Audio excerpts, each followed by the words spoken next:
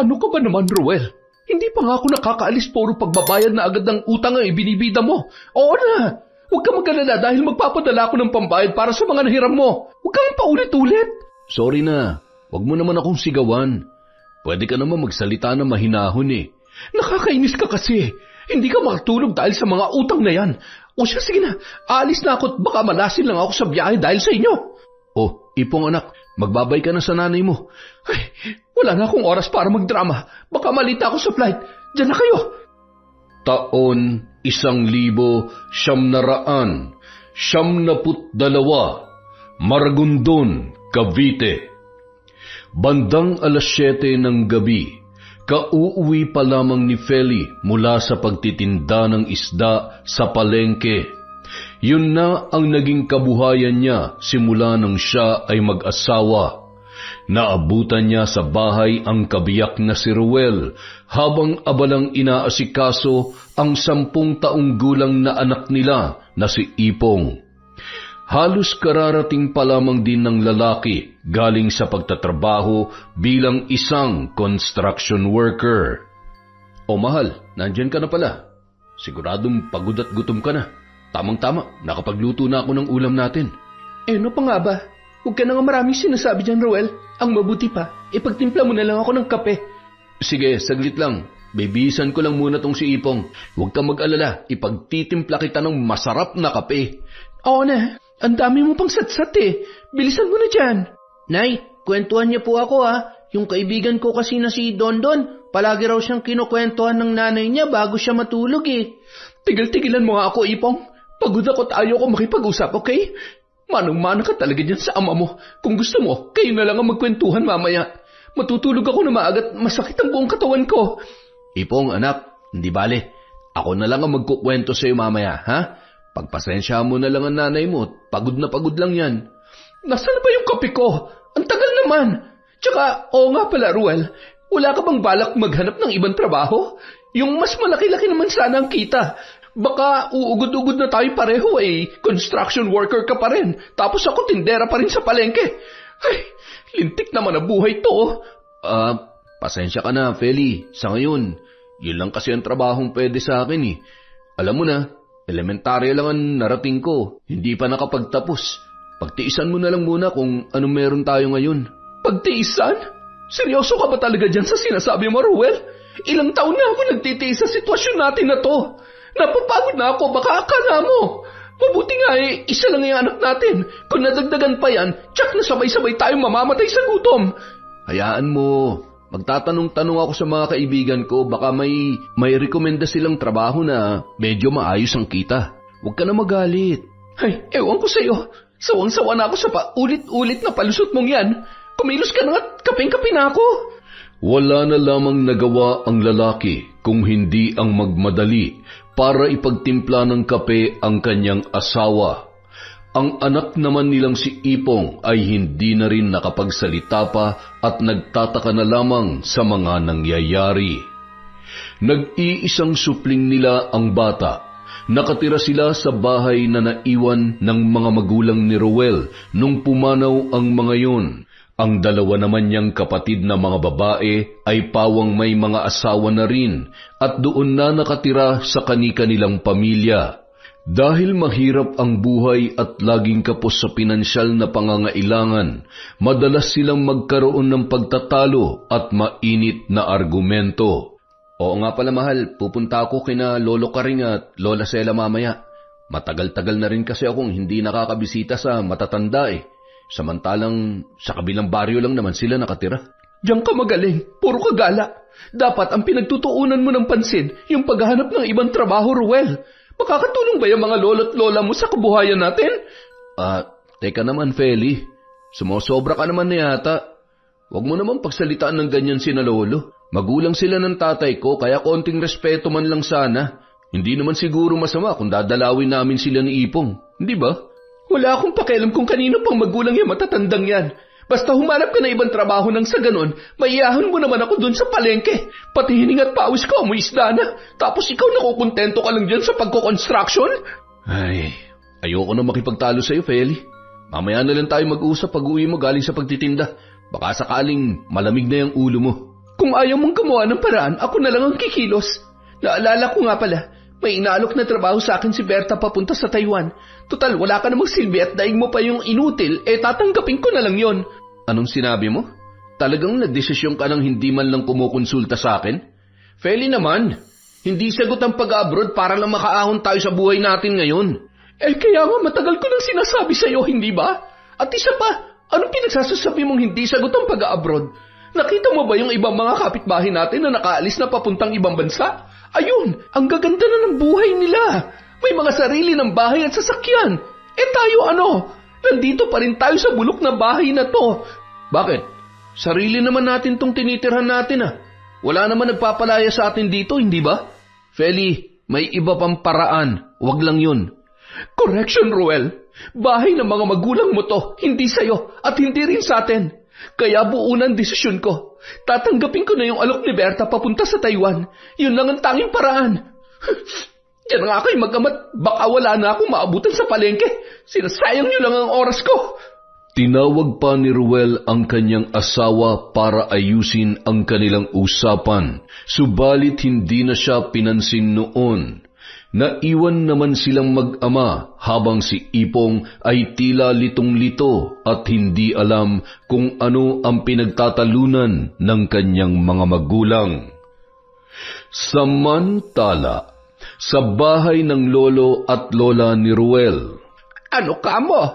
Iiwanan niya kayo mag-ama dito sa Pilipinas? Ang bata-bata pa ng anak niyo, Ruel. Yang asawa mo talaga, kahit kailan, puro pang mamaliit na lamang ang alam gawin sa'yo. Anong magagawa niya kung ganyang buhay lang ang kaya mong ibigay sa kanila ng anak ninyo? Yun nga po, Lola Pero mukhang desidido na kasi talaga si Feli. Ramdam na ramdam ko na wala na siyang balak magpapigil pa. Kinausap niya na rin yung kaibigan niya si Berta na may kakilala dun sa agency. Ay nako, hindi na talaga nagbago yung asawa mo. Hanggang ngayon ay mataas pa rin ang ambisyon na wala naman sa lugar. Nauunawaan ko na gusto lang niya makaahon kayo sa kahirapan. Pero hindi ba? Parang masyado yata siyang nagpapadalos-dalos sa mga desisyon niya. Hayaan ko na nga lang siya kung yun talagang gusto niyang gawin, Lolo Pero wag na wag niya akong sisisihin kapag may masama nangyari sa kanya dun. Wag naman sana. Tay, saan po ba pupunta si nanay? Matagal po ba siya mawawala? Malayo po ba yun? Ay, oo anak, malayo yun. Pero huwag ka mag-alala, babalik din agad ang nanay mo. Magtatrabaho lang siya sa Maynila. Huwag ka mag-alala, Apo. Habang walang magaling mong ina, dito ka na muna sa amin para may kasama kami ng lolo karing mo. Gusto mo ba yon? Opo, Lola. Gusto ko nga po dito na tumira Pero, paano po si tatay? Magtatrabaho si tatay sa araw, anak.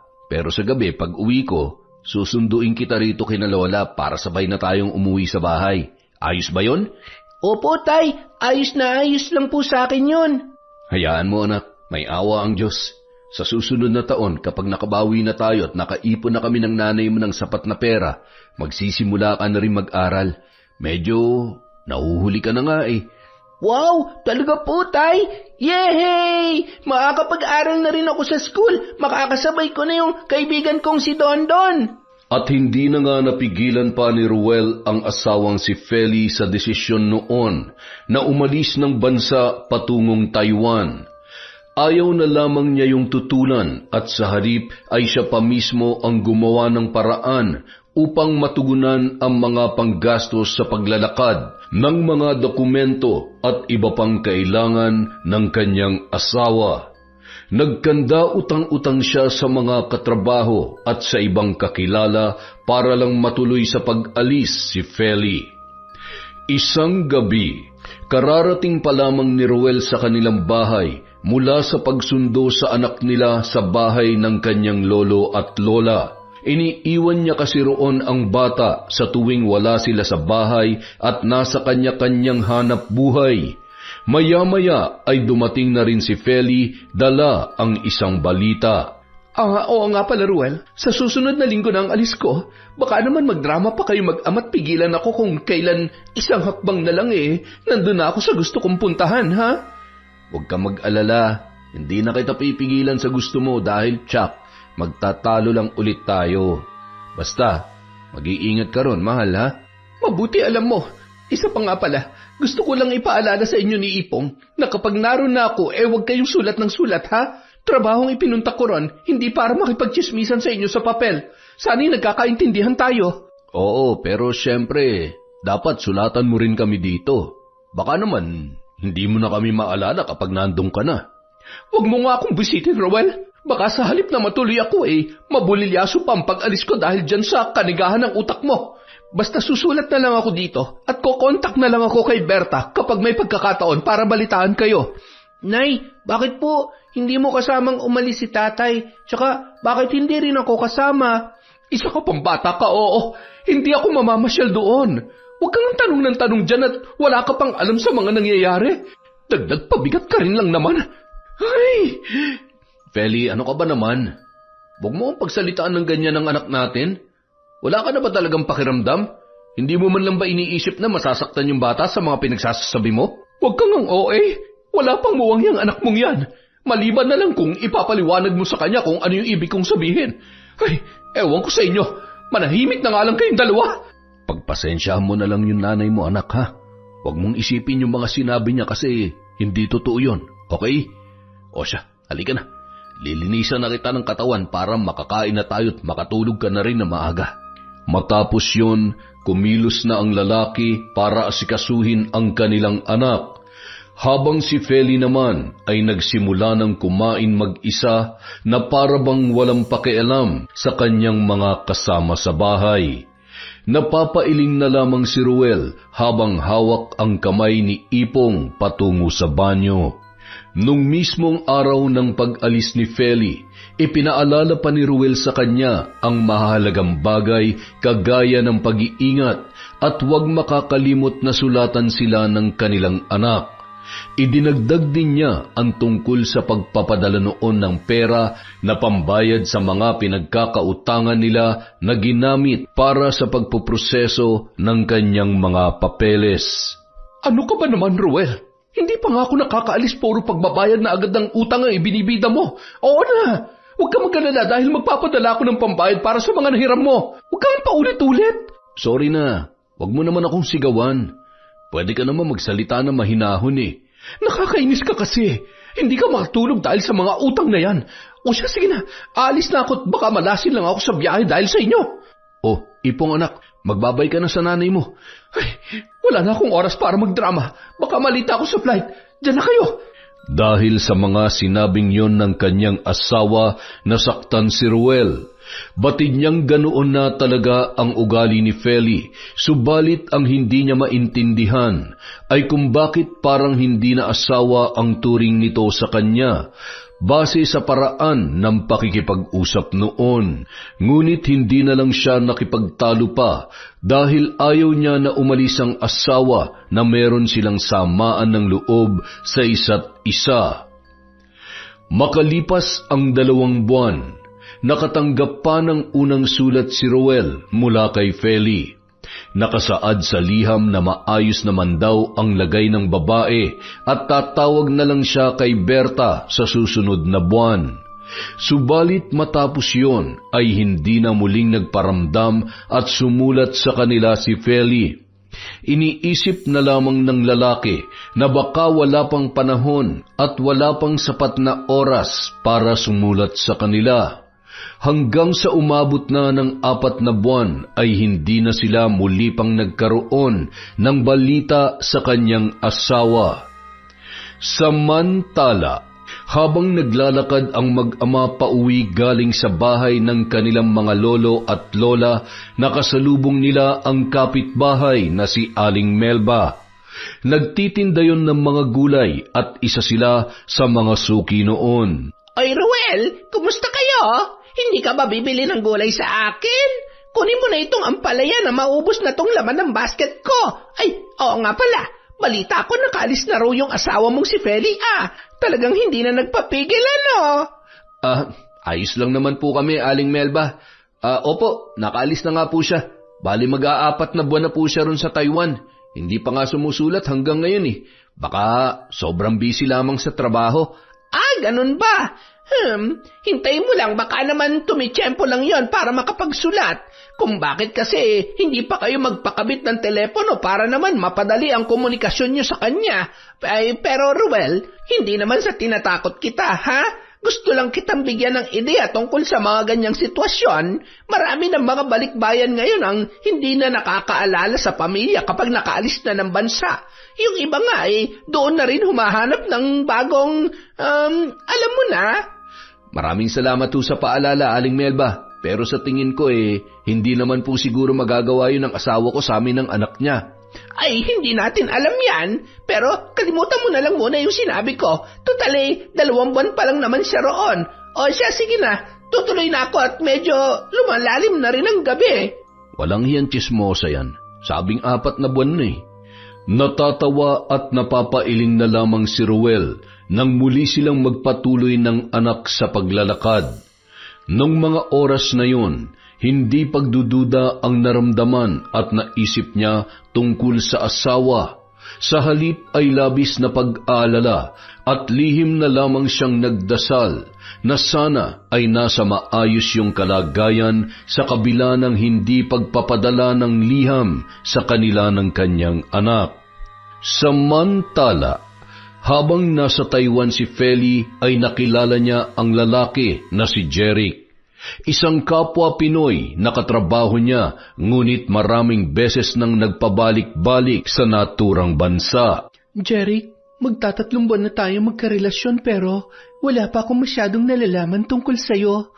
Kamusta nga pala yung pamilya mo sa Pilipinas? Bakit parang wala kang naikukwento sa akin tungkol sa kanila? Yun ba? Ang totoo, katatawag ko lang kay nanay kagabi. Okay lang naman daw sila, tsaka wala namang problema. Minsan kasi nakakasawa rin na araw-araw kayo magkakausap Lalo na kung paulit-ulit na lang yung pinag-uusapan, di ba? Isa pa, ang mahal ng overseas call sa Pilipinas. Tsaka, wag mo na nga silang alalahanin. Ang mahalaga ngayon, magkasama tayo. Naku, sinabi mo pa. Kaya nga ako, hindi mo na tumatawag at sumusulat sa amin. Tsak na, dadramahan na ako ng mag-amang yun, lalo na yung batugan kong asawa. Nako, masisira lang ang araw ko. Huwag mo ang babanggitin yung asawa mo kapag magkasama tayo. Gusto ko kapag kasama mo ako, tungkol lang sa ating 2 pag-uusapan natin, okay? Sorry na, nabanggit ko lang naman. Pero alam mo, masaya ako kasi nakilala kita rito sa Taiwan. Mabuti nga't nakakuha ko na maayos na apartment at pwede magpatuloy ng lalaking bisita para naman hindi na tayo gagastos sa hotel kapag gusto nating... Alam mo na. Yun na nga Pasensya ka na Hindi kasi kita pwedeng dalhin dun sa apartment ko. Puro lalaki kasi kami ron at bawal ang babaeng bisita. Ano ka ba naman? Okay nga lang diba? Ang mahalaga lang naman sa akin yung makasama ka. At teka, sigurado ka bang wala ka talagang asawa sa Pilipinas? Baka naman marami pala kami magkakasabay sa'yo, ha? Wala binatang binata ako. Pero diba, nasabi ko naman sa'yo nung nagsisimula pa lang tayo, marami nagkakagusto sa akin at marami rin ako nakarelasyon pero ayaw ko pa mag-settle. Okay na ako sa ganito lang, tikim-tikim lang, ganun. Pero kung ayaw mo ng ganitong setup, pwede namang wag na tayo magkita. Ganun lang kasimple yun. Sira ka talaga? Sinabi ko bang ayaw ko? Okay lang naman sa akin kahit ganito lang tayo. Isa pa, malaya naman ako habang nandito kasi malayo ang pamilya ko. Tsaka sa palagay mo ba magagawa kong iwasan at huwag makipagkita sa'yo? Araw-araw tayo magkasama sa trabaho. Yan ang gusto ko sa'yo Always on the go. Tsaka, huwag ka mag-alala, Feli. Hindi lang naman tayo may ganitong uri ng relasyon dito sa Taiwan. At maging sa ibang bansa rin, marami ang ganitong klase ng pagsasama. Ang mahalaga naman dun yung masaya lang tayo, di ba? Iwanan na muna natin yung mga taong panggulo dun sa bansang inalisan natin pansamantala. Kung sabagay, tama ka rin naman. Halika na nga. Isang round pa tayo. Bitin pa ako Mula nang makilala ni Feli si Jeric, agad niya yung hinangaan at hindi na hiniwalayan pa. At kahit batid niya na hindi para sa seryosong relasyon ng lalaki, ay pumayag siyang makipag-ugnayan doon, kapalit ng pansariling kaligayahan habang nandoon siya sa Taiwan. Nung mga panahon na yon, hindi na niya inisip pa ang asawa at anak na naghihintay ng kanyang sulat at nag-aalala sa Pilipinas. Samantala, sa bahay ng lolo at lola ni Ruel, hindi ko alam kung bakit hanggang ngayon hindi pa rin sumusulat sa amin si Feli, Lola. Nakausap ko na rin yung kaibigan niyang si Berta. Hindi pa rin daw tumatawag sa kanya yung asawa ko. Nag-aalala na po ako sa kanya. Halos maglilimang buwan nang hindi siya sumusulat ulit sa amin ang anak niya. Kung hindi ba naman isa't kalahating engot yung asawa mo, Ruel, dapat siyang unang tumatawag kay Berta para ipaalaman lang sa inyo ng anak mo na maayos lang ang lagay niya roon nang sa ganun hindi ka nag-aalala ng ganyan. Alam naman niyang si Berta lamang ang tangi may linya ng telepono sa mga kakilala natin. Isang beses pa lamang siya nagpapadala ng liham simula nung makapunta siya ron Sus Mariosep na babae yon. Wag na po muna nating sisihin yung asawa ko. Hindi pa nga po natin alam ang tunay na sitwasyon niya dun Gusto ko lang makasiguro na ligtas siya dun. Sana'y hindi totoong masamang hinala ko dyan sa asawa mo, Ruel. Pati yung mga naiwan niyang utang na dapat sana siya nagbabayad, ikaw na ang umaako. Tapos ngayon wala? Ewan ko nga po, Lola. Hindi ko na alam ang gagawin at iisipin Pero sa ngayon, yung buhay at kaligtasan muna ni Feli ang importante sa akin. Ay nako, wag ko lang malalaman na may masamang ginagawa yung babaeng yan. Sabihin mo lang sa akin at hindi ako mag-aalangang barangin siya, katulad ng ginawa ko noon sa mga taong tumarantado at lumapastangan sa atin. Napalunuklaway na lamang si Ruel matapos yun sabihin ng kanyang lolo.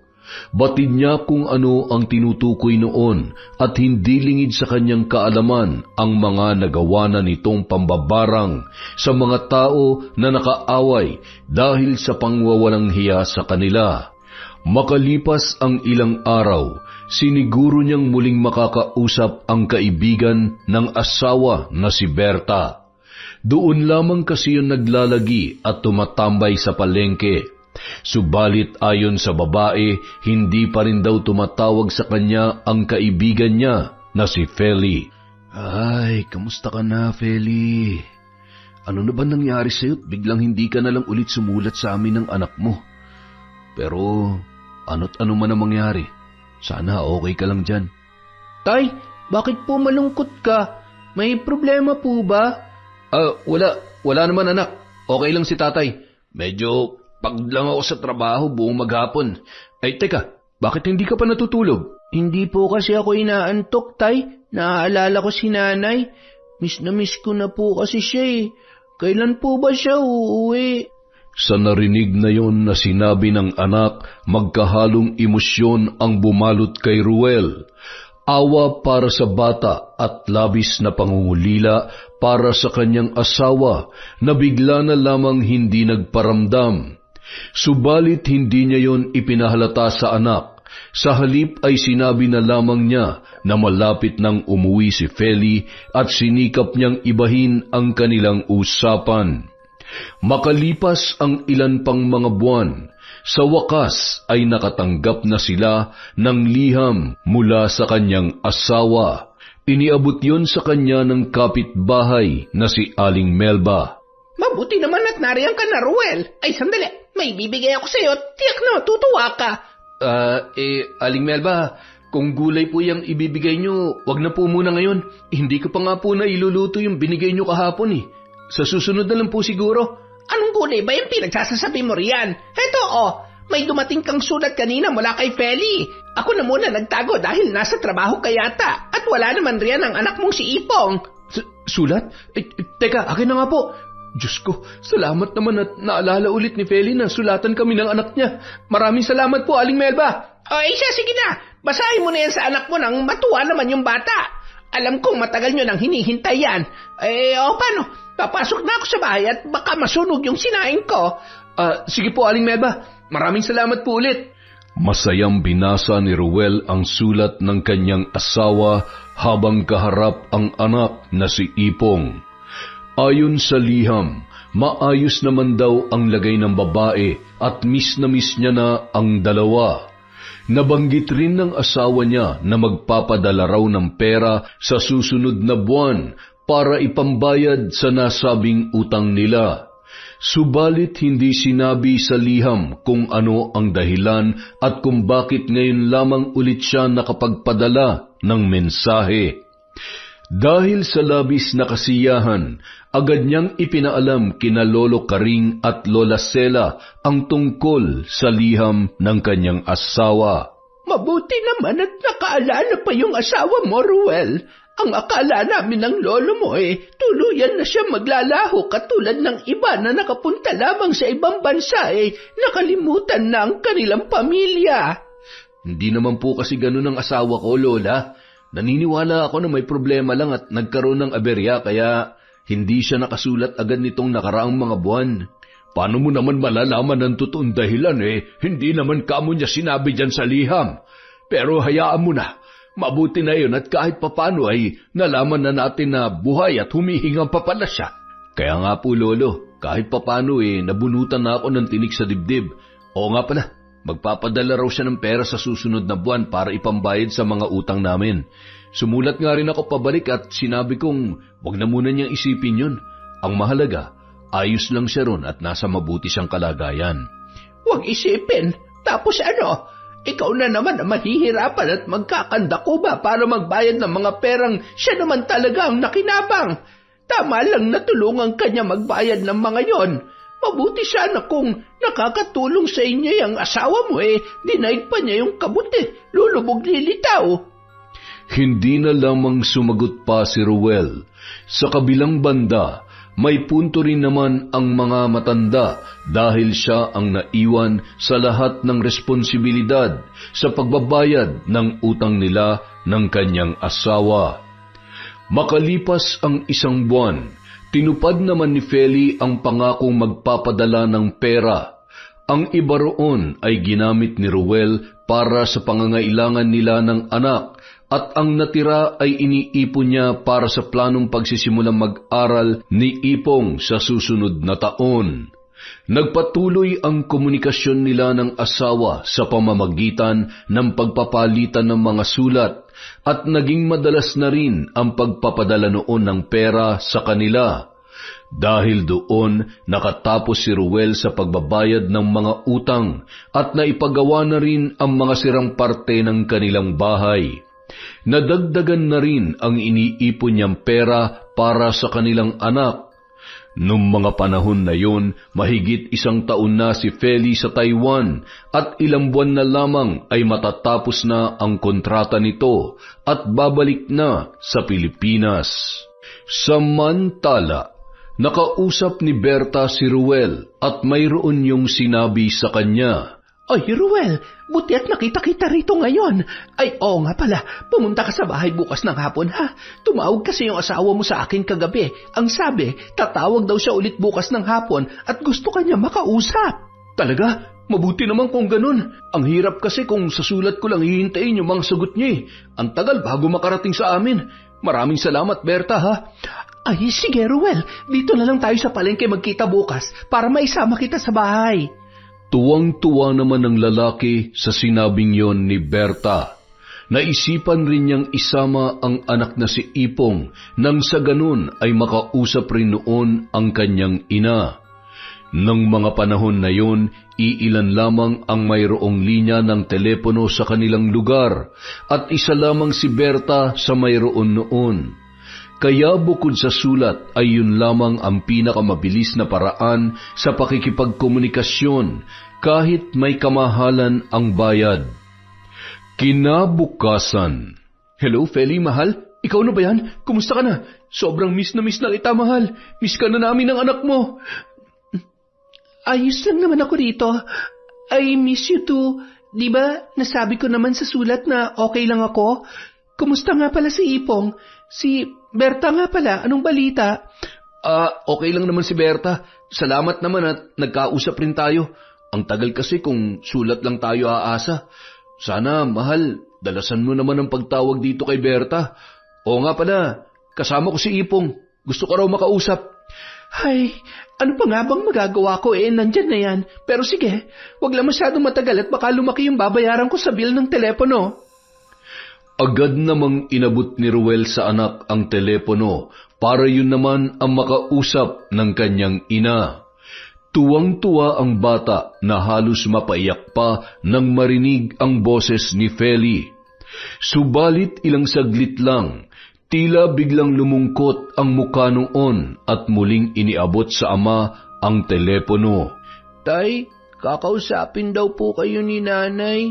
Wala na raw po siyang sasabihin sa akin Ganun ba? O siya, sige anak, akin at ako na lang ang kakausap. Hello, Ruel. Kaya ako tumawag dahil gusto ko lang ipaalam sa inyo na uuwi na ako. Tatapusin ko na lang yung natitirang 4 na buwang kontrata ko rito. Tsaka baka hindi na rin ako makapagpadala ng pera at hindi na rin ako makasulat. Talaga, mahal? Sa wakas, magkakasama na rin tayo. Makakasama ka na rin namin ng anak mo. Okay lang kung hindi ka na makakapagpadala. Nakaipon naman ako kahit paano mula ron sa mga naunang ipinadala mo Oh, siya, sige na. Ibababa ko na to at marami pa akong gagawin. Ha? Teka, akala ko ba na-miss mo na rin kami ng anak? Hindi na natapos pa ni Ruel ang dapat sana ay sasabihin dahil narinig niyang ibinabana ng nasa kabilang linya ang telepono.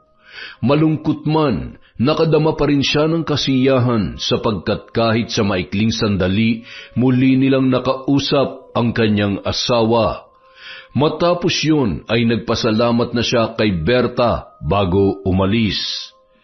Sa kabilang banda, pagkababa ng telepono ay kausap naman ni Feli si Jeric.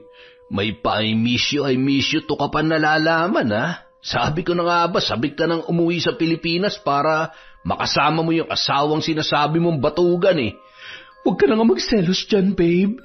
Siyempre, arte lang yon para hindi siya magduda na may ibang kinakasama ko rito. Para isipin niya na siya talagang mahal ko at wala nang iba. Sa palagay mo ba, hindi pa nagdududa yon sa tagal mong hindi sumulat sa kanila? Idinaan mo lang talaga sa pagpapadala ng pera no? Siyempre, hindi na mag-iisip ng masama yun kapag natanggap na yung padala mo. Huwag ka mag-alala, Jeric. Hindi naman na nag-usisapang asawa ko kung bakit lately lang ako nagbigay ng atensyon sa kanila ng anak namin. Tsaka, sa sobrang tanganuan, syempre, hindi na niya maiisip na tanungin ako ng ganong bagay. Pasalamat pa nga sila, nagpapadala pa ako ng pera Tapos yung asawa mo naman, paniwalang paniwala sa mga patutsada mo. Huwag na nga natin siyang pag-usapan, babe. Halika na ulit. The bed is waiting. Sulitin na lang natin yung mga natitirang buwan ko dito.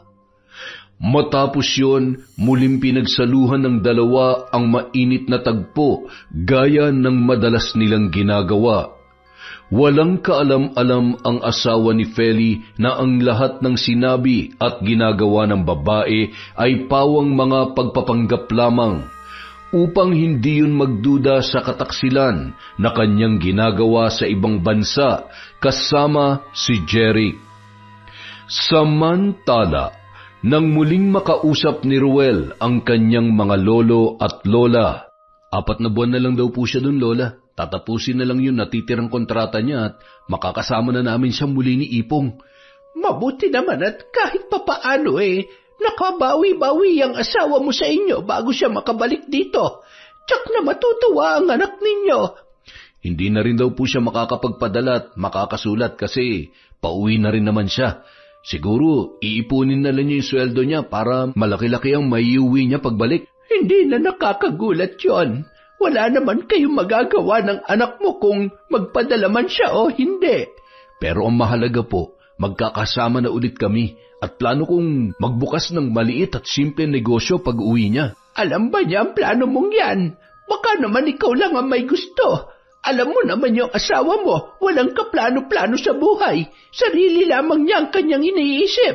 Dito na po namin pag-uusapan ng tungkol doon, Lola. Hindi ko pa po kasi nasabi sa kanya sa sulat Nung tumawag naman siya kay Berta para makausap kami, sobrang bilis lang ng oras namin kaya hindi ko pa rin nabanggit yung tungkol doon. Nakakapagtaka naman na gumastos siya ng overseas call para lamang sabihin sa iyo na uuwi na siya. Pwede naman niyang banggitin na yun sa huling sulat niya sa inyo noon, hindi ba?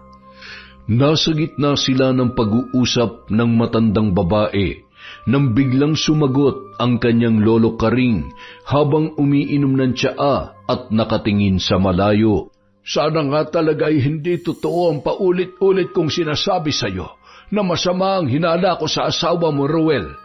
Basta ano man na mangyari, nandito lamang kami ng lola Sela mo. Maraming salamat po, Lolo. Ayaw ko pa mag-isip na masama tungkol sa asawa ko. Pero ano man pong iniisip nyo, hindi ko muna paniniwalain ang sarili ko hanggat wala akong nakikitang pruweba. Sa totoo lang po, nabanggit na rin sa akin ni Aling Melban tungkol dyan. Pero alam kong malabong gawin ni Feli sa akin yun. Ay siya, tama na yan. Halina't sabay-sabay na tayong kumain ng hapunan bago kayo umuwi ng apo ko. Saglit lamang at ako nang gigising sa kanya. Matapos muling uminom ang matanda ng tsaa, sumabay na yon na nagtungo sa mesa para sa masayang hapunan. Bagamat napapaisip na si Ruel tungkol sa palaging sinasabi ng kanyang lolo, minabuti niya na hindi na lamang yon pansinin. Makalipas ang 4 na buwan, sumapit na ang araw ng pag-uwi ni Feli. Subalit napansin ni Ruel na mula nang dumating yon ay palagi na lamang tulog at tila ba pagod na pagod. Inisip na lamang ng lalaki na baka dulot yon na mahabang biyahe kaya nais magbawi ng kanyang lakas.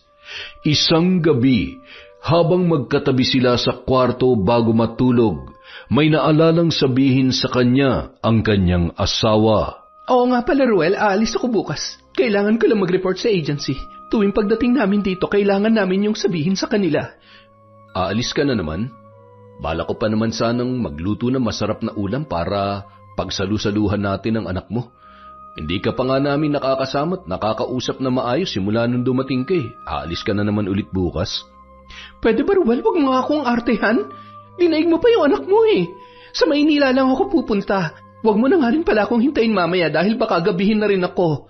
Feli naman, pag-iinarte na bang matatawag yung gusto ka lang namin makasama ng anak mo matapos ang 2 taon na wala ka sa piling namin? Hindi mo ba alam na palagi kang tinatanong sa akin ni Ipong kung saan ka nagpunta at kung ano nangyari sa'yo noong mga panahon na nasa abroad ka at wala man lamang paramdam sa amin dito?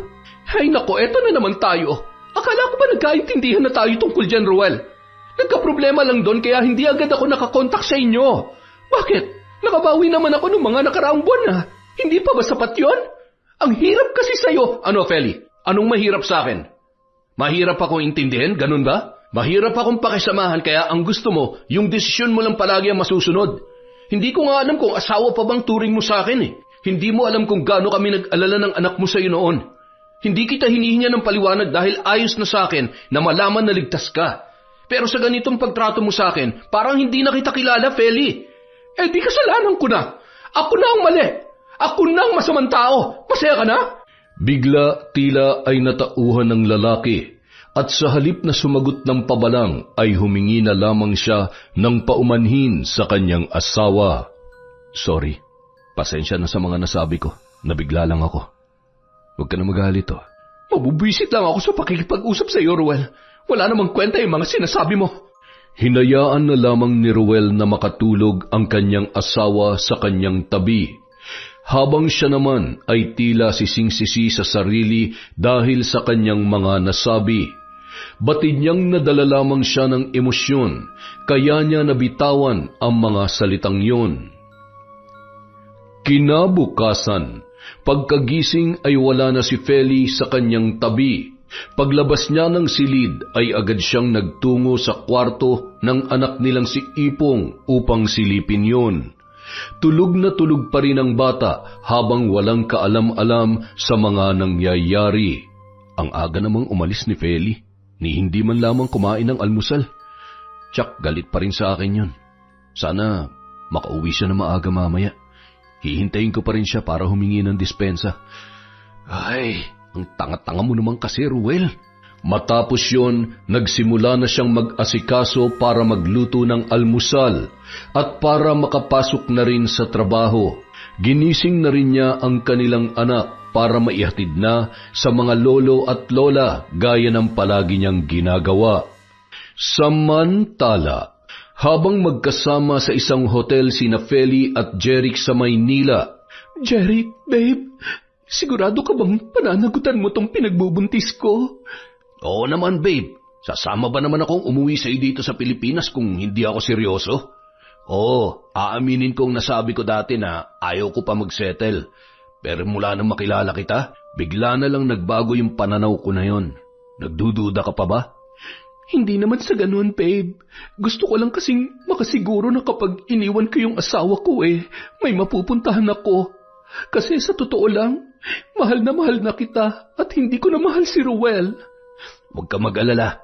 Pananagutan kita at magsasama tayo na masaya sakaling iwan mo yung asawa mong yun para sa akin. Hindi kita pababayaan. Maniwala ka. Yan ang gusto ko sa'yo, baby. Napaka-sweet mo talaga. Halika na nga habang 2 months pa lang si baby. Magpakaligaya muna tayong dalawa. Ang hindi alam ni Ruel ay kasamang umuwi sa Pilipinas ang lalaking katrabaho at kalaguyo ng kanyang asawa mula sa Taiwan. At sa madalas na pag-alis ng babae ay lihim silang nagkikita noon sa Maynila. Noong una, hindi pa yun pinag-iisipan ng masama ni Ruel. Subalit 2 buwan matapos makauwi ng asawa ay mas madalas pa ang paglabas at ang pagpunta ni Feli sa syudad. Bukod doon, tila mayroon na siyang kakaibang napapansin sa pangangatawan at mga ikinikilos ng kanyang kabiyak. Mukhang napapadalas na yata yung pagpunta mo sa agency, mahal. Kailangan ba talaga 2 beses sa isang linggo kang nandoon? Oo, kailangan yun para sa mga documentation. Tsaka, syempre, marami rin silang itinatanong sa akin tungkol sa kung gusto ko pa bang bumalik doon o kaya naman tungkol sa mga benepisyo na pwede ko makuha sa susunod na punta ko. Ah, ganun ba? Ibig sabihin, may balak ka pa palang umalis ulit. Teka, parang napapansin ko, medyo lumalapad ka yata, mahal. Ang sikip na kasi sa'yo niyang blouse na suot mo Ah, yan ba? Wag mo na lamang pansinin. Natural, medyo tataba na ako kasi 2 buwang wala na akong trabaho kaya hindi na nakakapagbanat ng buto. Tsaka, bakit ba itong katawan kong pinagdidiskitahan mo? Wala lang. Siyempre, asawa kita kaya kung may pagbabago man sa'yo kahit sa pinakamaliit na detalye, mahalata ako kaagad yun. Kung ano-ano na lang yung iniisip mo, Ruel. Itulog mo yan. Makaalis na nga at baka maliit pa ako sa meeting namin sa agency. At gaya ng madalas mangyari, wala na lamang nagawa ang lalaki kung hindi ang tanawin ng asawa habang papalabas ng pinto ng kanilang bahay. Hinahayaan na lamang niya yon sa kung ano ang gustong gawin dahil mula ng pagdating ni Feli, gabi-gabi na siyang pinagbibigyan noon. Sa tuwing mangangalabit siya bago matulog, yun lamang ay sapat na sana sa kanya bilang atensyon.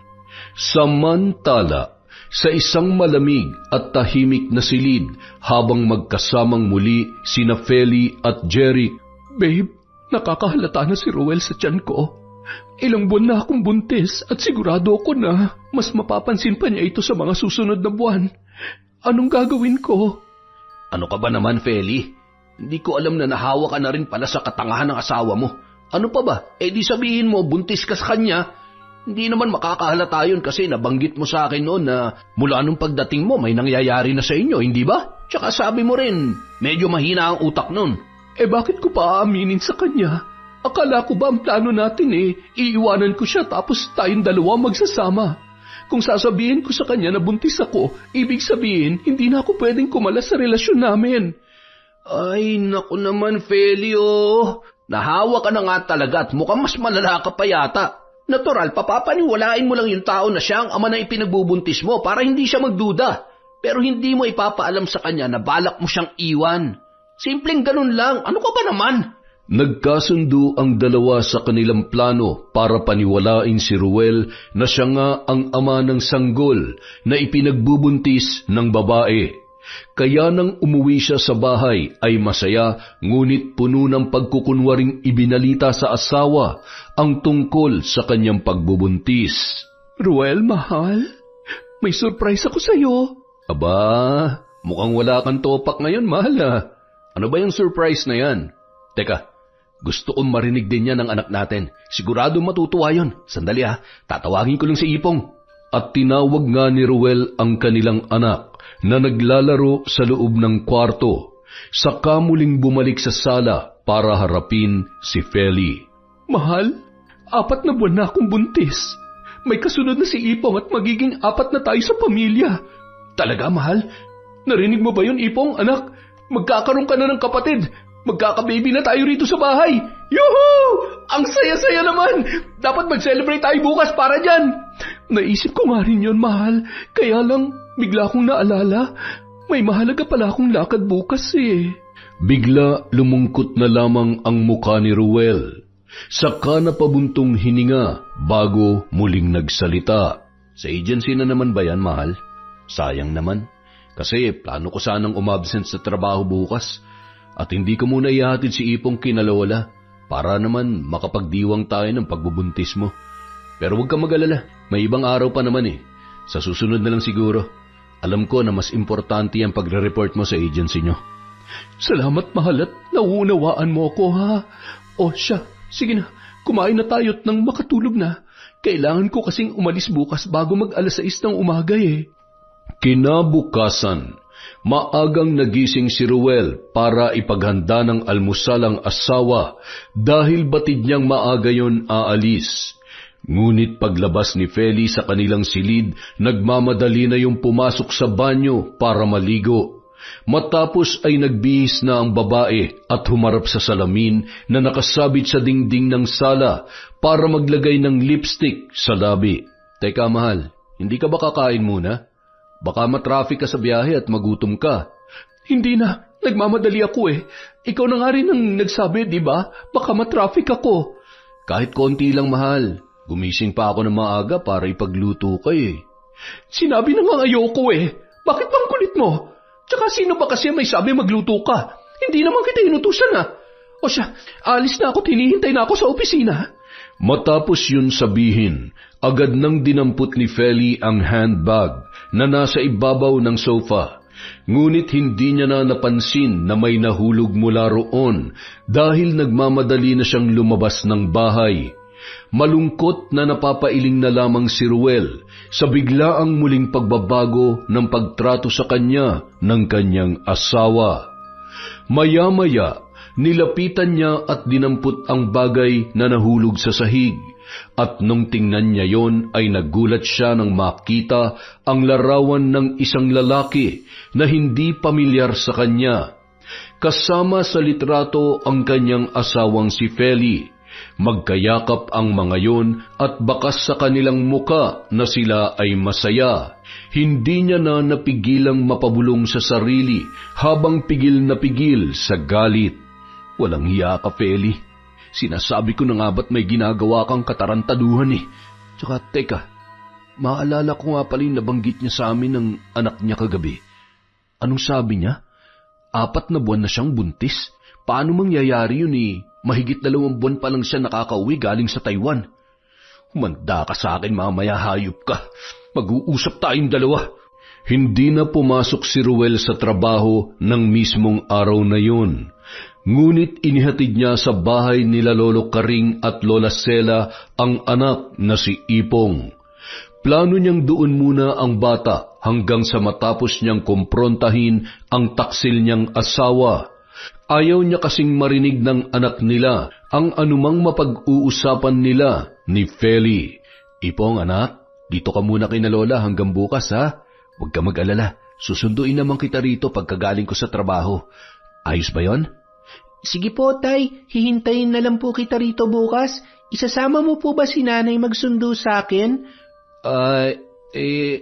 Anak, kasi may pupuntahan ng nanay mo eh. Oo, tama. May importante siyang lalakarin kaya hindi ko rin siya maisasama bukas.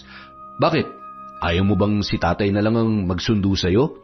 Siyempre po, gusto ko. Pero sa susunod po sana, kasama mo na si Nanay, ha? Oo, anak. Promise yan. Sa susunod, 2 na kami ng nanay mo na susundo sa iyo rito kina lolo't lola. Ipagluluto ka pa namin ng paborito mong spaghetti. Napayakap na lamang ang bata sa kanyang ama bago humalik sa pisngi. Saka lumapit kay Lola Sela na noon ay nakaupo sa tumba-tumba. Katabi noon sa nakahiwalay na silya si Lolo Karing. Sigurado ka ba na mag-o-overtime ka lang sa trabaho kaya mo iiwan dito si Ipong, ha, Ruel? Opo Lola. Kulang po kasi kami sa mga trabahador bukas. Kailangan na raw madaliin yung ginagawa naming gusali kaya kailangan mag-overtime. Isa pa, kailangan na daw po kasing madaliin yun eh. Sige. Kami na muna ang bahala rito sa anak ninyo. Teka, ano ba kasi ang importanteng lakad ng asawa mo pati ang nag-iisang anak ninyo ay hindi niya man lamang mabantayan? Hindi naman sa tumatanggi kami ng lola mo na alagaan itong apo namin. Nagtataka lamang kami kung bakit palaging umaalis siyang si Feli, kahit mula pa nung umuwi siya buhat sa ibang bansa. Lo, ganun po talaga kapag galing sa abroad. Pagbalik mo rito sa Pilipinas, kailangan mo mag-report sa agency mo anumang oras ka ipatawag. Kagaya ng ginagawa ni Feli ngayon, kaya madalas siyang umaalis. Ay, ewan ko sa'yo. Siya sige, mag-iingat ka. Huwag mong alalahanin dito ang anak mo dahil ligtas at hindi namin siya pababayaan. Maraming salamat po, Lolo. Lola, sige po, tutuloy na po ako. Matapos yun, agad na siyang umalis. Hindi para magtungo sa trabaho, kung hindi para muling umuwi sa bahay at doon ay hihintayin niya ang pagdating ng kanyang asawa. Batid niyang pawang kasinungalingan ang mga sinabi niya sa matatanda, subalit mas minabuti muna niya yon hanggat hindi pa sila nakakapag-usap ng kanyang kabiyak at wala pa siyang tiyak na impormasyon mula rito. Samantala, habang magkasabay na kumakain sa isang karinderya ang magnobyong sina Feli at Jeric. Alam mo ba, babe? Paniwalang-paniwala ang mokong na sa kanya tong ipinagbubuntis ko. At eto pa ha, matatawa ka talaga.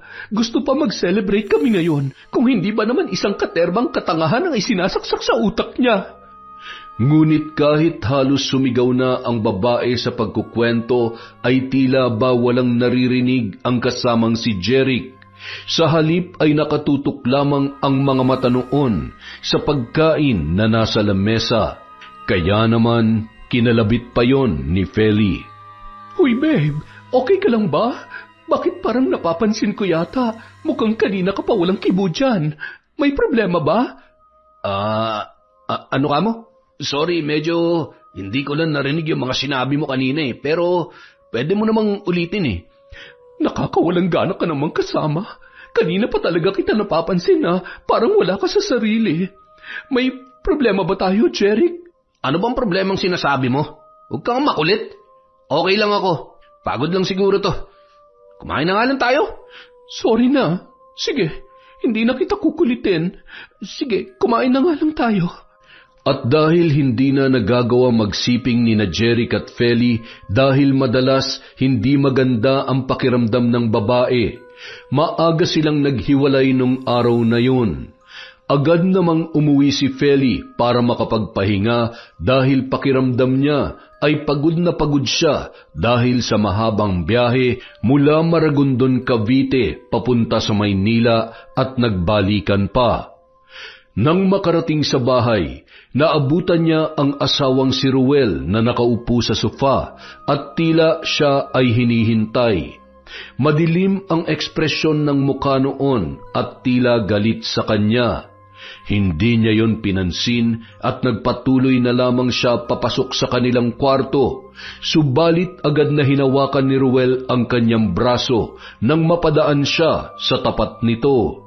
Saan ka nang galing, Feli? Yung totoo, ayoko ng kasinungalingan. Ano ikaw, Ruel? Ano ba? Nasasaktan ako! Bitawan mo ang braso ko!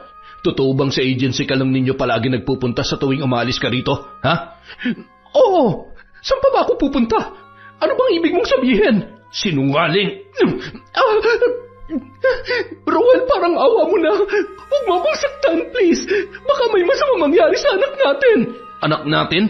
Bilog na ang ulo ko at huwag mo nang bilugin pa, Feli. Paano magiging anak natin yan? Gayong ang sabi mo kagabi, 4 na buwan ka ng buntis. 2 buwan ka palang nakakauwi ng Pilipinas. Paano magiging 4 na buwan na kaagad yan? Alam mo, hindi ko lang naisip agad ang tungkol dito nang sabihin mo kagabi dahil sobrang saya nung nararamdaman ko. Pero hindi pala ako dapat magsaya. Umamin ka nga sa akin. Sinong lalaking kasama mo sa litratong ito? Ha? Ipinakita ni Ruel kay Feli ang larawan na nadampot niya sa sahig at nanlaki ang mga mata ng babae nang masaksihan yon. Dahil doon, wala nang nagawa pa si Feli kung hindi ang umiyak at ipinagtapat na lamang sa kanyang asawa ang buong katotohanan. Oo na, inaamin ko na. Hindi ikaw ang ama ng batang ito. Mayroon akong katrabaho na nakarelasyon ko habang nandun ako sa Taiwan. At siya ang tunay na ama ng batang ito, si Jeric. Hayop ka! Wala kang kwentang tao! Alam mo, kung hindi ka lang buntis ngayon, baka pinagpira-piraso ko na yung buong katawan mo! Hindi mo na kailangan gawin yan dahil aalis na ako sa bahay na ito. Magsasama na kami ni Jeric dahil yun naman talagang plano namin. Sawang-sawa na ako sa buhay na nararanasan ko sa iyo, Ruel. Walang pagunlad, paulit-ulit na lang. Aalis ka? Sige, umalis ka na makita mong hinahanap mo. Bakit? Anong gagawin mo? Ipapabarang mo ako sa lolo karing mo? Sige, gawin nyo. Akala mo ba matatakot ako? Sana pala hindi na lang ako bumalik dito at nagtiis sa'yo. Sana sumama na lang ako kay Jeric. Matapos yun sabihin ay agad na nag-empake ng kanyang mga gamit si Feli. At kahit halos 10 oras na ng gabi ng mga sandaling yun at nagdadalang tao pa ang babae, ay tuluyan niya nang iniwan ang asawang si Ruel kahit nagmamakaawa yun sa kanya. Makalipas ang halos 15 minutos ay mag-isa na lamang sa bahay ang lalaki. Bakit mo nagawa sa akin to, Feli? Minahal naman kita at ginawa ko lahat para lang masunod ang mga gusto mo. Mahal na mahal ka namin ng anak natin. Bumalik ka rito, parang awa mo na. Simula noon, tila nawalan na ng pag-asa sa buhay si Ruel. Madalas na siyang naglalasing at hindi na rin niya magawang sunduin ang anak sa bahay ng kanyang lolo at lola. May mga pagkakataon na hindi na rin siya kumakain, sa halip ay puro alak na lamang ang laman ng kanyang sikmura. Isang araw, lasing na lasing siyang nagtungo sa bahay ng 2 matanda.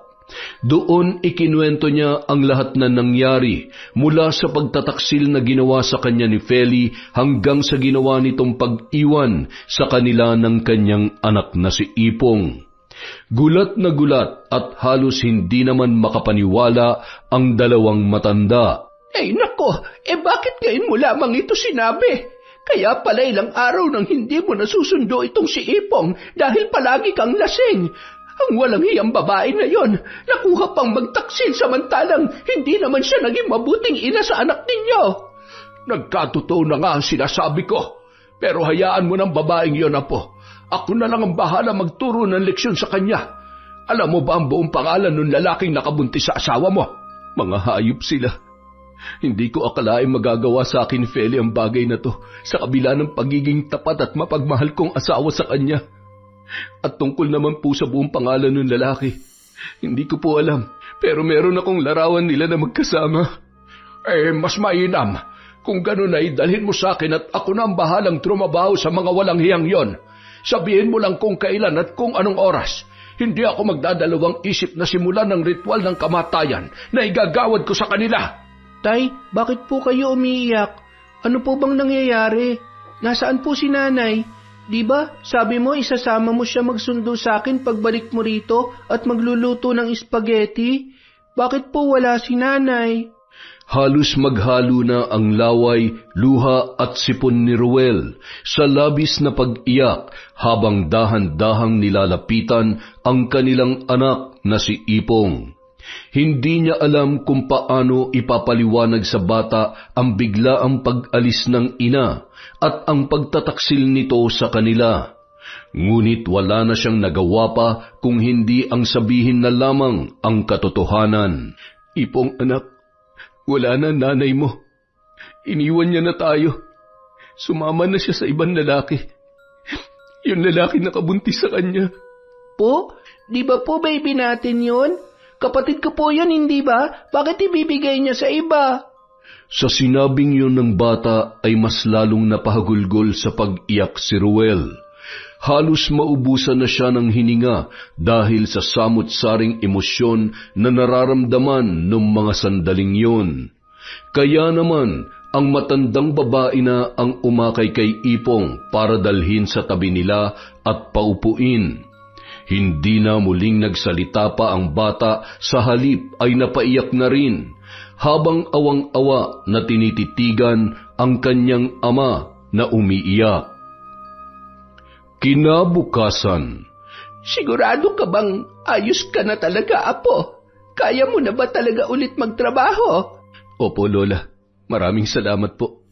Nakatulog naman ako na maayos kagabi. Siya nga po pala, hindi ko na muna ulit susunduin si Ipong mamaya, Lola. Hindi ko pa po kayang isama siya sa bahay ngayong wala na rin ang nanay niya. Babalik lang po sa alaala ko yung sakit eh. Kung yan ang nais mo, nauunawaan ka namin ng lola mo. Basta wag mong kakalimutang dalhin sa akin ang litratong sinasabi mo. Hindi ko mapapalampas ang ginawang yun sa ni Feli. Sige po, Lola, tutuloy na po ako. Babalik na lang ako mamaya para bisitahin si Ipong at ihatid sa inyo yung hinihingi ninyo. Matapos yon ay umalis na si Ruel. Subalit muli, hindi siya sa trabaho nagpunta kung hindi doon sa bahay nila para sariwain at muling alalahanin ang lahat ng alaala na pinagsamahan nila ng mahal ngunit taksil niyang asawa. Doon ay nagsimula siyang uminom mag-isa habang hawak-hawak ang larawan ni Feli at ng lalaking kanyang kalaguyo. Tahimik na umiiyak at panakanaka ay napapasigaw sa pinaghalong labis na sakit at galit para sa dalawa. Maya-maya pa, isang desisyon ang naisip niyang gawin. Yun na lamang ang pinakamagagawa niyang paraan para maibsan at makatakas sa lahat ng pait at hinagpis na idinulot ng kanyang asawang si Feli. Nagtungo siya sa kusina at doon ay kinuha mula sa lalagyan ang kutsilyo at nanlilisik ang mga mata na tinitigan yun. Tandaan mo to, Feli. Tandaan nyo ng kabit mo tong ginawa nyo sa akin. Kung magagawa kong hilahin kayo sa hukay hanggang sa kabilang buhay, gagawin ko. Mahal na mahal kita, pero hanggang dito na lang siguro tayo. Matapos yun sabihin, hiniwa niya ng hawak na patalim ang bandang pulsuhan ng kanyang braso. At maya-maya lamang, dahan-dahan siyang bumagsak sa sahig. Nabitawan pa niya ang hawak na larawan at nahulog yon sa kanyang tabi. Ilang minuto pa lamang ang nakalilipas na magtungo sa bahay nila ang ginang na si Aling Melba para maghatid ng gulay kagaya ng nakasanayan noon. Subalit laking gulat niya sa nakita at halos hindi makapaniwala. Ay, Diyos ko! Ruel, ano nangyari sa'yo? Bakit nakahandusay ka riyan sa sahig? At teka, dugo! May dugo sa katawan ni Ruel! Tulong! Tulungan niyo kami! Halos hindi magkanda-ugaga ang mga kapitbahay na nag-uunahang nagsipuntahan sa bahay ng lalaki nang marinig ang pagpalahaw ni Aling Melba. Matapos ay nagbilin siya sa isa nilang kapitbahay para bantayan si Ruel. Goreng, dito muna kayo at huwag niyong iiwan si Ruel, ha? Pupuntahan ko lang ang lolo't lola niya sa kabilang baryo. Kailangan nila malaman na nangyari sa apo nila. Nagmamadaling umalis ang ginang at naiwan doon ang pinagbilinan niyang lalaki kasama ang iba pa nilang nagmamalasakit na kapitbahay. Ang ilan sa mga yon ay agad na tinalian ng tela ang sugat ni Ruel upang kahit papaano ay maampat ang paglabas ng dugo mula roon. Makalipas ang 20 minuto, nakabalik na si Aling Melba kasama ang matandang si Lolo Karing. Hindi na sumama si Lola Sela dahil yon ang nagbabantay sa anak ni Ruel na si Ipong sa kanilang bahay. Ay, sus Mariosep na bata ito, oo. Ano pang pinagagagawa mo sa buhay mo? Pakiusap, buhatin niyo siya at dalhin dun sa bahay namin sa kabilang baryo nang malapatan ko ng lunas ang kanyang sugat. Magmadali kayo at baka matuyuan ng dugo si Ruel. Ay, Diyos ko, ano ba nangyari at bakit nagawa niya ang bagay na ito? Nagtulong-tulong ang ilan sa mga kalalakihan na naroon para buhatin si Ruel at maisakay sa tricycle na pagmamay-ari ng isa rin sa kanilang mga kaibigan. Ngunit nang maiwan si Lolo Karing sa loob ng bahay, nakita niya ang larawan na nakalapag sa sahig at may bahid ng dugo ng kanyang apong si Ruel. Tahimik siyang tumangis habang dinadampot ang nasabing litrato, habang umuusal ng mga salita. Mga hayop at walang kahihiyan, tingnan lang natin kung hanggang saan kayo dadalhin ang inyong kataksilan. Matapos yun sabihin, isinilid niya sa bulsa ang nakuhang larawan at nagmamadali na rin siyang lumabas ng bahay. Saka inilak ang pintuan. Sa labas ay nakita siya ni Aling Melba at kinausap siya noon. Manong Karing, nandito na ho yung tricycle na maghahatid sa inyo pa uwi. Halina ho kayo. Agad namang sumakay ang matanda at mabilis na umandar ang tricycle papaalis. Nang makarating sa bahay, naabutan niya ang asawang si Lola Sela na ginagamot ang sugat ni Ruel, habang ang lalaki naman sa awa ng Diyos ay nagkamalay na ng mga sandaling yon. Ang anak naman niyang si Ipong ay mahimbing na natutulog sa loob ng kwarto ng matatanda. Nagmamadaling nagtungo sa kanilang kwarto si Lolo Karing at may kinuha yon sa ilalim ng kanilang papag. Isang kulay kalawang na lumang baul na hugis kahon ng sapatos. Paglabas ng silid ay umupo ang matanda sa tabi ni Ruel. Ipinatong sa kandungan niya ang lumang baul at pagkuway nagsalita na naman si Ruel sa hirap na boses. Lolo, alam ko pong malaki ang naging kasalanan ni Feli sa anak namin at batid kong kaya niyong kitlin ang kanyang buhay anumang oras gamit ang inyong kakayahan. Pero pakiusap po, huwag niyo na lamang po siyang idamay. Buntis po si Feli at ayoko rin na madamay ang sanggol na nasa kanyang sinapupunan. Kung maaari po sana, yung lalaki na lang niyang parusahan ninyo. Bahala na kayo kung anong gagawin niyo pero gusto ko siyang mawala sa landas namin mag-asawa. Naniniwala akong kahit ganun si Feli, mabuti pa rin ang kanyang kalooban. Napatitig sa mukha niya si Lolo Karing. Tila tinatantya ng matanda kung sigurado na ba ito sa kanyang mga huling tinuran. Kasunod ay kinuha ng kanyang lolo ang litrato na inilagay noon sa baul kanina at itinaas. Saka umusal ng impit na mga dasal na siya lamang ang nakakaintindi. Saglit na tumigil sa pag-oorasyon ng matanda at binuksan ang naturang baul. Doon ay kinuha niya ang isang bilugang garapon na napapalibutan ng alikabok, ngunit kita pa rin ang itsura ng loob noon. Nakalagay roon ang mga pinaghalong insekto, patay na gamo-gamo, mga uwang na may matutulis na sungay, at kulay itim na likido na hindi nila matukoy kung ano. Pinilas ng matanda ang larawan at hinati yon sa dalawa.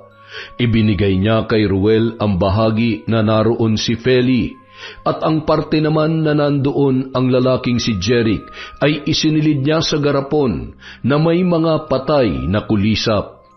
Pagkalagay ay agad niya yung muling tinakpan at biglang nagsigalawan ang mga naturang insekto sa loob.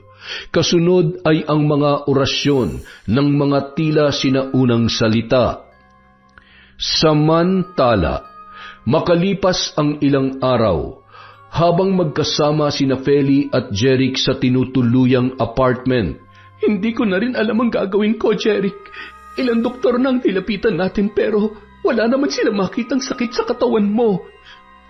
Pero bakit ganito? Biglang lumobo yung ari ko at halos puputok na. Tapos tuwing gabi, parang may malakas na ugong ako naririnig sa tenga ko. Sobrang sakit at hindi ako makatulog. Gawa mo ng paraan to, Feli. Kung totoo nga sinasabi mong mambabarang ang lolo ng asawa mo, kasalanan mo lahat ng ito.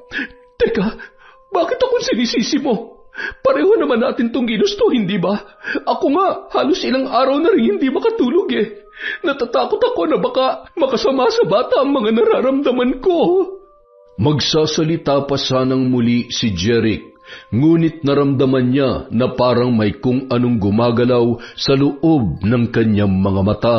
Aray, bakit parang may gumagalaw sa loob ng mata ko? Ano to? Aray, ang sakit! Ano nangyayari, Jeric? May mga lumalabas na gamo-gamo sa mata mo. Ang dami! Diyos ko po, patawarin niyo kami sa mga kasalanan namin. Ngunit hindi pa man natatapos ang babae sa kanyang mga sinasabi, muli siyang nagulat nang makita ang malalaking uwang na nagsilabasan sa bibig ng lalaki at may mga matutulis na sungay ang mga yon. Mabilis na nagpupulasan at kinakagat ang muka at labi ni Jeric. Aray ko! Ang sakit ng labi ko!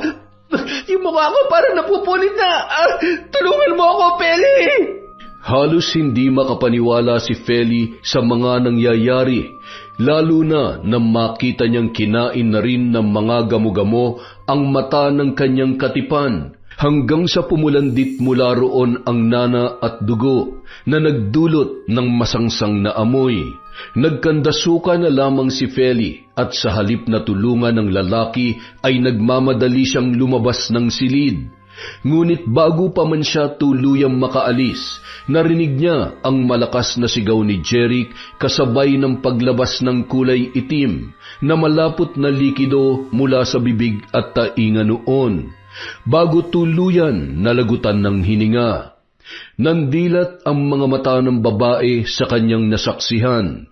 Hindi niya inaasahan na hanggang doon aabot ang pambabarang ng lolo ni Ruel na hindi niya noon kinatatakutan at pinaniniwalaan. Matapos yun, lupaypay siyang napaupo sa sahig habang umiiyak at nagsasalita. Patawarin mo ako, Ruel. Patawarin niyo sana ako ng anak natin. At sana, mapatawad din ako ng lola't lola mo sa paghamon ko sa kanilang kakayahan.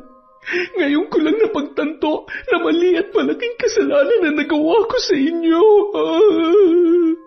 Nasa ganoon siyang sitwasyon nang maramdaman na tila may kung anong tumutubong butlig sa kanyang muka. Unti-unti parang tumitibok yon na animoy may kung anong gustong lumabas mula sa loob. Hanggang sa nagsilabasan na nga ang mga maliliit na palaka na agad nagsitalunan. Nagsiputukan din ang kanyang mga sugat hanggang sa bumulwak ang kulay berde at malagkit na likido. Ito na yata ang katapusan ko. Hindi! Tulungan niyo ako! Ruel, tulong! Akmang tatayo na sana si Feli para humingi ng tulong sa labas, ngunit maging ang mga binti at paa niya ay nagkaroon na rin ng sugat na parabang naaagnas na. Kahit hirap, pinilit niyang tumayo upang kumuha ng tuwalya na ipantatakip sa kanyang sugat-sugat at tila nasusunog na muka. Kailangan kong puntahan si Ruel at sila Lolo Karing. Hihingi ako ng tawad sa kanilang lahat. Hindi ako pwedeng mamatay ngayon. May kailangan pa akong isilang na sanggol. Diyos ko, patawarin niyo sanang lahat ng nagawa kong kasalanan. Paika-ika siyang naglakad at kumilos para ihanda ang sarili at bumiyahe mula sa Maynila patungo sa bahay ng mga lolo at lola ng kanyang asawa. Wala man lang kasiguruhan kung mapapatawad pa siya ng mga yon, ngunit ginawa niya pa rin ang lahat para sumubok. Dahil sa kanyang itsura, iniiwasan siya ng sinumang makakakita at kanyang makakasalubong. Ilang mga bus at jeep din ang hindi siya pinasakay dahil inakala ng mga yon na nawawala na siya sa kanyang sarili. Mabuti na lamang may isang driver ng bus ang naawa at nagmagandang loob na pasakayin siya patungo sa lugar na kanyang pakay.